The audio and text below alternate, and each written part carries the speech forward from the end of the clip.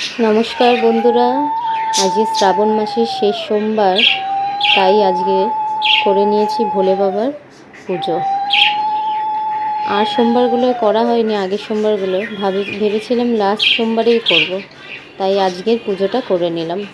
ভোলে বাবার উপোস করে সকালবেলা রান্না বান্না করে ছেলেকে নিয়ে স্কুলে দিয়ে এসে বাজার হাট করে এই পুজো দিতে বসেছি।